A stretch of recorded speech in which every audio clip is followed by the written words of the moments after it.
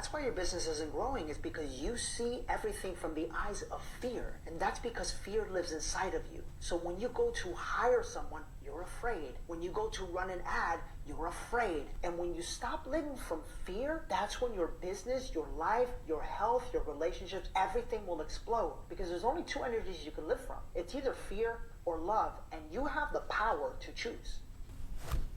Okay, well, that seems like the whole world has just been split into only two options. So yeah, I guess if my options are fear or, hope and optimism, then I'll choose that. But I think there's a lot of times there are things in business that are scary, and you have enough money to try it, but if it doesn't work out, you're going to be in a tough spot.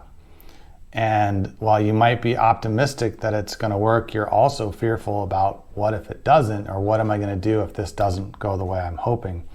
So I think it's sort of naive to feel like you can take all of one or the other and ignore the rest.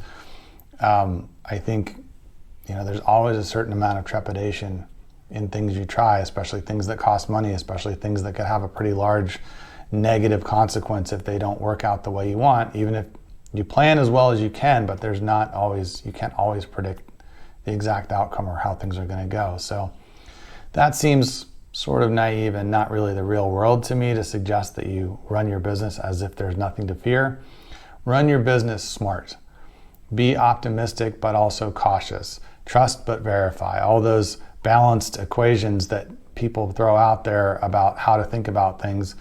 You want to be somewhere in the middle. Optimistic, but not overly optimistic, not blind to the downsides of things, not blind to the ways that things can not turn out well, not blind to the idea of having a plan B if plan A doesn't work.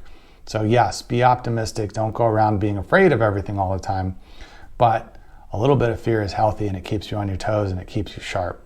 And I don't think that's a bad thing at all.